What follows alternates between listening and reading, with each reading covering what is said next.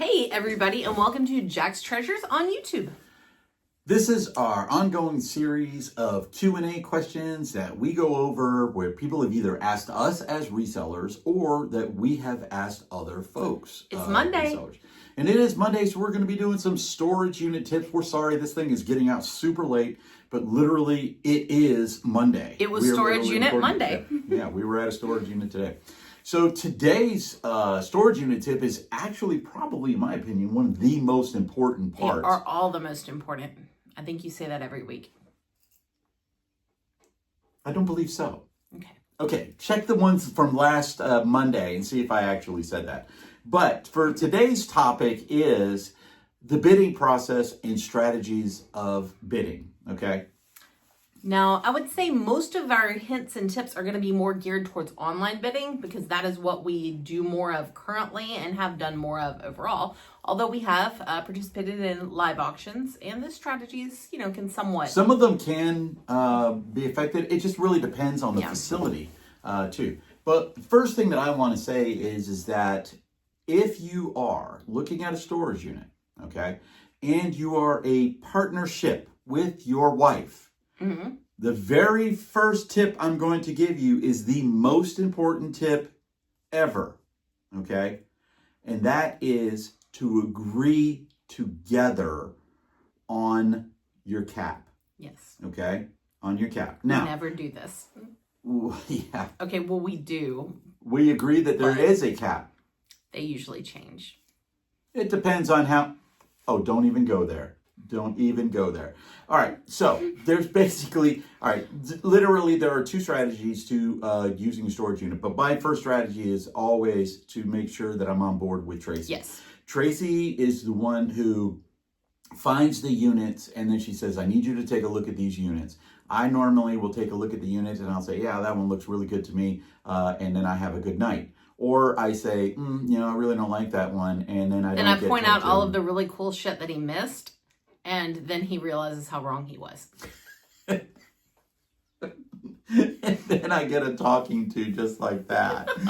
But literally, we have our own strategies when it comes to the bidding. And there are two different things that you can normally do when you're bidding. So the first thing that you need to know about the bidding process is if you're online, you have to set up the payment plan beforehand. Yes. Okay. That has to be done, okay? Put a card on there. Make sure your card is up to date. Sometimes we bid with several different online auctions. Mm-hmm. So if it's been like a year or two since we've worked with one facility, that card might be out of date. And then you're going to have a bad day. Yeah. Also, make sure you have enough credit on there. If you're saying, okay, I'm going to put a card on there and there's $200 on the card and your cap on that unit is $500. That ain't going to work.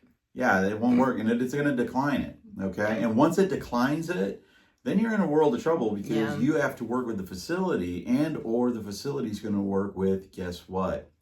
Another buyer, okay? Whoever was bidding on that unit. That's another thing that we are going to talk about too with that. So that's the first thing. Make sure that you have a payment plan in place. Now, if you're going to a live auction, I would venture to say that about 90% of the live auctions that we've been to... Cash in hand. It is cash in hand. You have to have that cash in hand. You cannot go to an ATM. You cannot, put it on Venmo. You cannot hold my keys. Let me go get some money. No. No Cash App. No, none of that stuff right there. If you don't have the money, you lose. And you have to have the money for the storage, the clean-out fee, if there is a clean-out fee.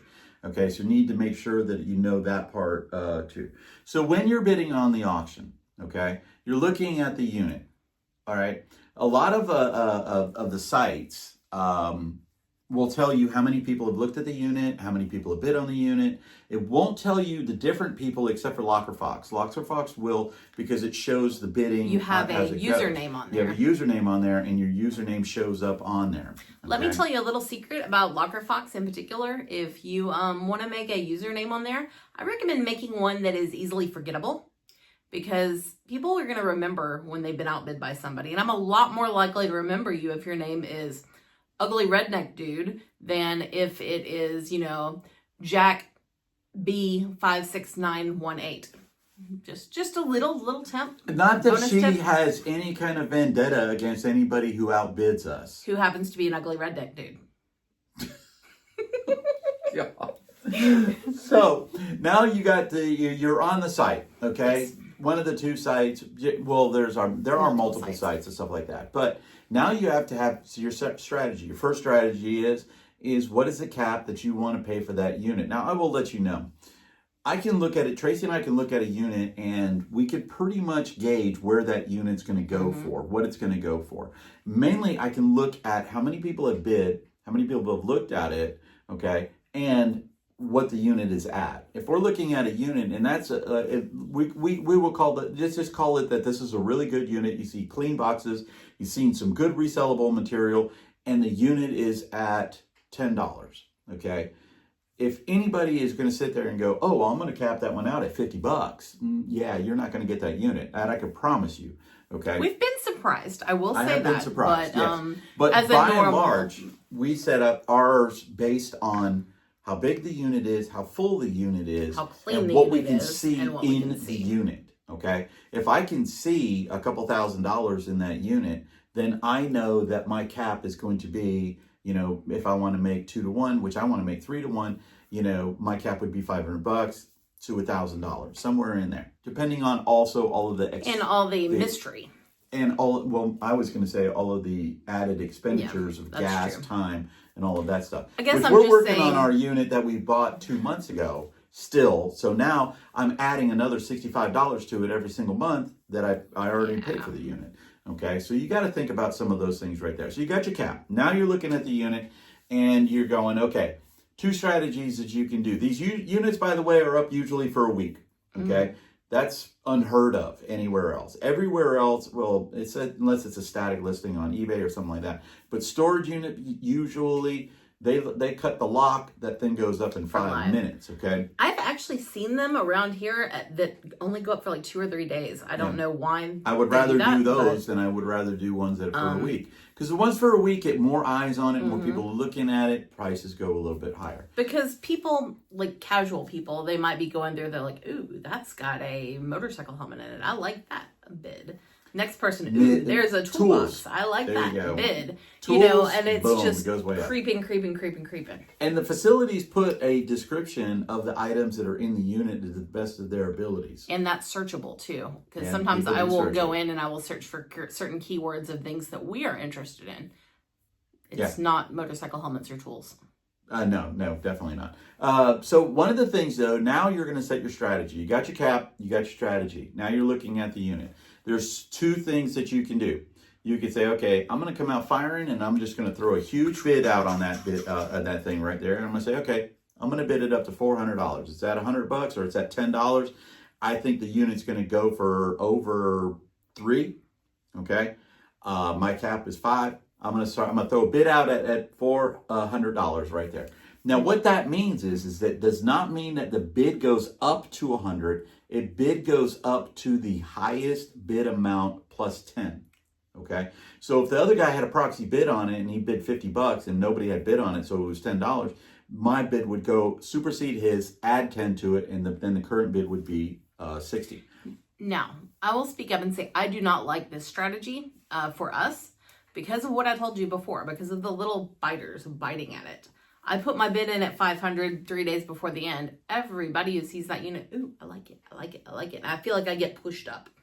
Yeah, and there is a means to do that, and there's a means not to do it. Right. We do it normally if we're casually looking at the unit. Okay. If I don't necessarily need the unit, but I like the unit, maybe it's close to my house. Maybe it's just I'm running low on inventory. And I see a bunch of other units and stuff like that. All right, I'm going to throw a $500 bid on it. If I get it, great. If I don't, I don't. What I'll say when I'm doing that is like, well, I don't want anyone else to get it for dirt cheap. It's, you know, I'm not planning to get it. I'm just trying to keep anyone else from getting too good of a deal. Way to go there, Dave. Yup. All right, so that might be trademarked. We might not want to use that. Oh, my God. All right, so that's strategy number 1. Strategy number 2 is to wait until about 5 minutes before the auction ends. Now, go ahead. I was going to say, the auctions on these sites are not like eBay. There is not a set time that it's going to end where you can snipe it. All of the sites I have worked with have what is called a soft close. Some of the soft close suck, by the way.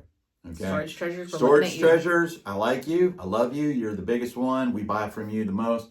But your soft close sucks. I mean, what soft close is this. It means that if you bid within a certain period of time, and on storage treasures, it's 3 minutes. It adds 3 minutes. It doesn't go up to 3 minutes. That's it one of the other sites does that. But... Okay. So if it goes to $2.59 and somebody bids, it goes to $5.59. Okay. And it sucks. All right. We've wasted many hours of our life watching auctions at soft close. And the worst part is when it doesn't have to be a bid that wins. Right. Okay. Let's say, all right, here's a great example. I get a unit. I love the unit. I put $1,000 proxy bid on that unit at the 5-minute mark or 3-minute mark or whatever before I added any time to it. The current bid on that was $460. Okay. I put my bid in at $1,000. Okay. Somebody waits until, let's say, 2 minutes and 50 seconds, and they put in a $10 bid above the current bid. It only goes up to $20 because it goes to their bid plus mine, okay? And then it adds 3 minutes to it, okay? So it just keeps adding all of that time to it. So what we do, what Tracy and I do, is we wait until it's at 10 seconds, and then we do our bid. If we want to sign someone up. Or well, not sign them, it's not even then. If we want the unit. Yeah. If we want the unit, we're going to bid at that point because then it's going to add 3 minutes to only 3 minutes and 10 seconds. It's not going to be as long of a gap. Right. And there are strategies to even that.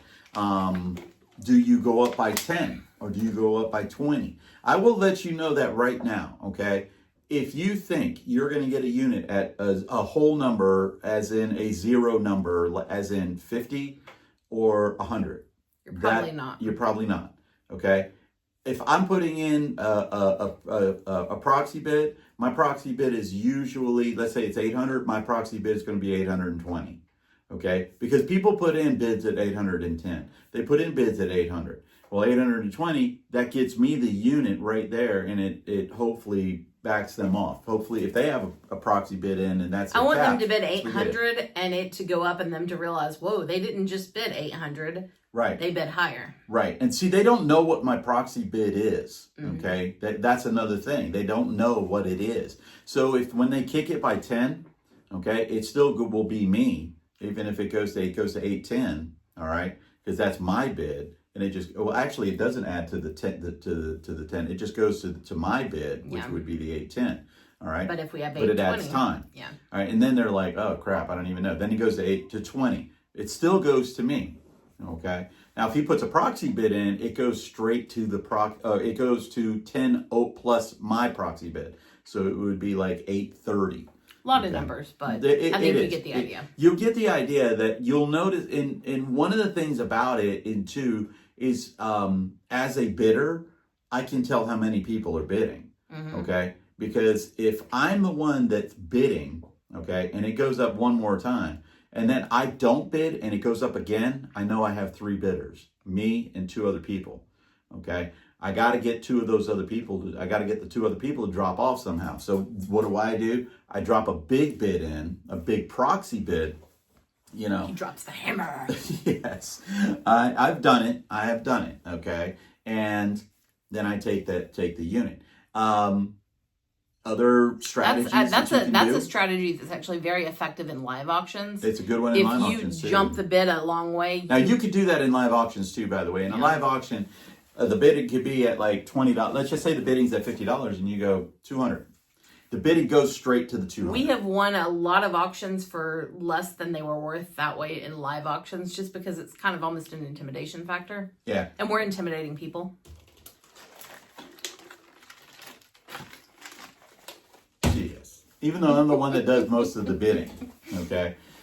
But so that's one of the big strategies that you can use right there is basically just, you know, laying low. Don't poke the bear. Don't wake up the buyer and stuff like that. Another thing you got to look at is how many units are going at that particular facility. And nearby too, to a lesser extent. But. Yeah. We look at how many units are going at that facility. How many do we want? How many are we going to go there? Especially if it's sister units. Sister units are owned by the same person.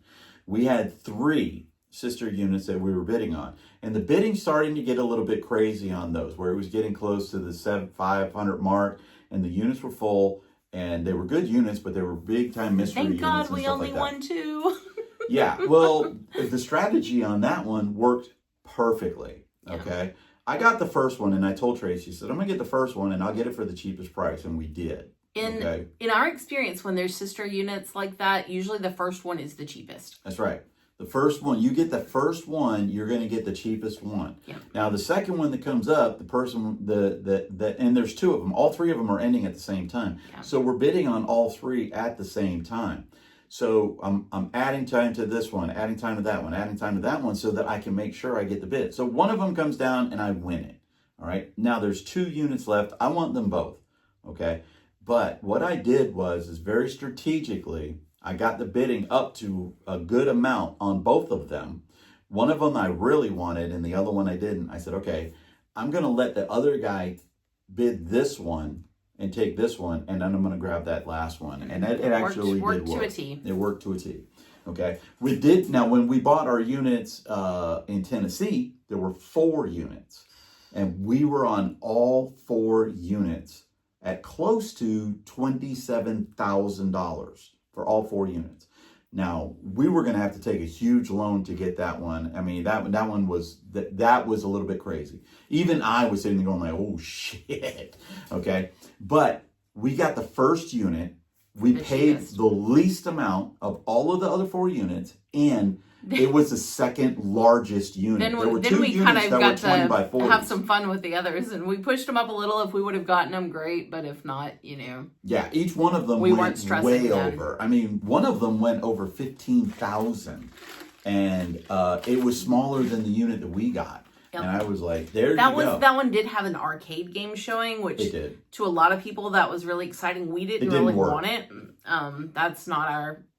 I wanted the unit because I wanted the stuff that was in the unit, but not the arcade. Stuff. And so that one, the arcade didn't work. I think he's going to try to get it one fixed, but he's going to make his money back. Powered up, but it was messed up in the screen. Yeah, the screen was messed up. There was something on the board. Yeah. But he's going to make his money back because we know the owner of the units. We knew those units. That's why we were hard on those units right there. Exactly what we were going to get. In a live auction, soft bid. Okay, bid the 10, bid the 10, bid the 10. Okay, there are hidden ways to bid also. You see that on Storage Treasures, and that is true. You can actually do that. You can't do it at the one that's at public storage, because I tried it and the guy never picked up one of my bids. I literally walked off after that. I was like, okay, I'm done. But bid increments are usually at $10 on almost all sites. They all have a soft close. I will say Locker Fox, I think, goes back to 3 minutes. So it doesn't add to the 3 minutes. So if you're bid at 2 minutes and 55 seconds, it just goes back to 3. Okay? And then storageauction.com maybe adds a minute. And they add a minute, but they're only within a minute. So, oh, bless you. Excuse me. It's only within a minute. Okay, it is. It is. So these are just our strategies. If you guys have any other strategies, drop them below. Down in the chat obviously, below. Unless you're in Atlanta and you're worried about us. Yes, Atlanta flippers. We bid on units against each other in the past before. Yeah. Our neighbor next door, she buys storage units too. Good thing is that we don't look at the same storage units.